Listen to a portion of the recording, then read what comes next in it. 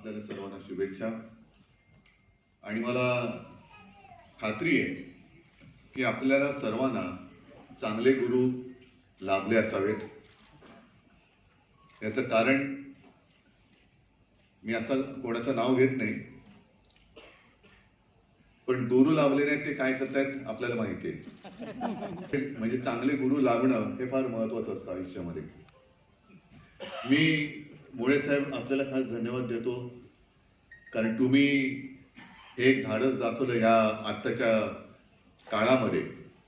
ठाकरे कुटुंबियांवरची पुस्तकं प्रकाशन करणं याला खूप मोठं धाडस लागतं या काळामध्ये, ते तुम्ही दाखवलं। वायरकरजी तुम्ही रेषांचं नेमकेपण दाखवले, ज्वलंत रेषा। म्हणजे रेषा सुद्धा आग लावू शकतात, त्या कशा लावू शकतात, त्यांची आग कशी भडकू शकते हे आपण सर्वांनी बघितलेलं आहे। हर्षल तुमचं काही मी जास्त कौतुक करणार नाही, कारण तुम्ही घरचेच आहात, पण तरी मी का कौतुक करतोय की अत्यंत समर्पकपणे ते बाजू मांडत असतात। म्हणजे तुम्ही ॲडव्होकेट आहात हे आजच्या तुमच्या भाषणावरून कळलं। अत्यंत व्यवस्थित मुद्देसूद मांडणी, कुठेही फापट पसारा नाही, नेमकेपण, अगदी आकडेवारी सुद्धा ज्या पद्धतीने ते मांडतात ते वाचणारा त्याला ते समजतंच, पण ज्याच्यामुळे ते प्रश्न निर्माण झालेले असतात ते सुद्धा कदाचित म्हणत असतात, हे मला आधी सांगितलं असतं तर प्रश्न निर्माण नसता झाला। फार उत्तम पद्धतीने तुम्ही हे सगळे विषय मांडत असतात। आणि आज बऱ्याच दिवसानंतर मी काय बोलावं हा मला प्रश्न पडलाय। किती साली 1921, आता 2026, म्हणजे 100 वर्षापूर्वी त्यांनी ते पाक्षिक सुरू करण्याचं धाडस केलं होतं। आणि नुसतं धाडसच नाही तर त्यातनं जे काही विचार, म्हणजे विचारांच्या ठिणग्या त्या काळात त्यांनी ज्या काही मांडल्या, समाजात पेरल्या, ते मला नाही वाटत आज कोणाला जमेल। आणि त्या ठिणग्या घेऊन मग बाळासाहेब आम्ही किती विचार मांडतोय, उद्धव ठाकरेंचे विचार मला माहित नाही मी किती विचार देतो, आम्ही आहे ते पुढे नेतोय। पण आज जर का प्रबोधनकार किंवा बाळासाहेब त्यांनी त्यांचे विचार आपण पाहिले असतील किंवा पाहिले, अगदी व्यंगचित्र सुद्धा, तर ज्यांची मदत घेऊन सत्तेवर आलेले जे सरकार आहेत त्यांनीच पहिल्यांदा प्रथम त्यांना देशद्रोही ठरवलं असतं। हिंदुत्व विरोधी। काय हिंदुत्व नेमकं आहे तरी काय तुमचं? हिंदू म्हणजे काय? हिंदू धर्म म्हणजे काय? हिंदुत्व म्हणजे काय?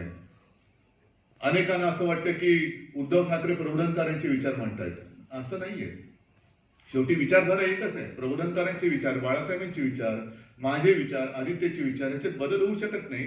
पण नेमकं काळाप्रमाणे काही गोष्टी बदलाव्या लागतात, भाषाही बदलावी लागते। ज्या वेळेला मी राजकारणाची सुरुवात केली, प्रत्यक्ष मैदानात उतरलो, तेव्हा माझ्या मुलाखती घेतल्या गेल्या। मला तेव्हा पहिला प्रश्न हा ठरलेला होता की बाळासाहेबांची भाषा तसे तुम्ही बोलत नाही। म्हटलं मला बोलताच येत नाही। म्हणजे तरी मी पंतप्रधान नाही हा भाग वेगळा, पण बोलता येत नाही हे मी मान्यच केले। पण बाळासाहेबांची भाषा जी होती, प्रबोधनकारांची जी काय भाषा होती, ती भाषा त्या काळाची गरज होती। आणि युवा शक्तीपेक्षा बुवा शक्ती जास्त माजलेली आहे किंवा फसफसलेली आहे। युवा शक्ती माजलेली नाहीये, पण बुवा शक्तीचं स्तोम जास्त माजलेलं आहे। आणि ते स्तोम म्हणजे बुवा शक्ती देशाचं काही करू शकत नाही, पण युवा शक्ती हे देशाचं भविष्य आहे। युवा शक्तीकडे दुर्लक्ष केलं तर काय होतं हे आपण बघतो। आणि मला अभिमान आहे त्या युवांचा, सगळ्या युवकांचा अभिमान आहे की आम्हाला असं वाटत होतं की अरे झालं संपलं, आता लोकशाहीने मान टाकली, पण युवांनी दाखवून दिलं लोकशाहीने मान नाही टाकली, लोकशाहीने काट टाकलेली आहे, पुन्हा ताजीतवानी झालेली आहे। आणि हेच तर या देशाचं महत्व आहे। हे सगळे गुरु किंवा समाज सुधारक का लागतात की संस्कार जे आहेत ते पिढ्यानपिढ्या आतमधून पुढे पुढे पुढे जात असतात। आतमधून म्हणजे मला आता आणखीन हा एक प्रश्न विचारला, मला वाटतं परवा संजय राऊत यांनी विचारला होता मुलाखतीत, की सगळेजण त्या कॉर्पोरेट जनता पार्टीच्या निमित्ताने एकत्र झाले, संपूर्ण देशामध्ये सगळे उभे राहिले, याचा अर्थ राजकीय पक्षांवरचा किंवा नेत्यांवरचा विश्वास उडाला का? मी म्हटलं हो उडाला। पण का उडाला? या देशात नेमका विश्वास ठेवायचा तरी कोणावर?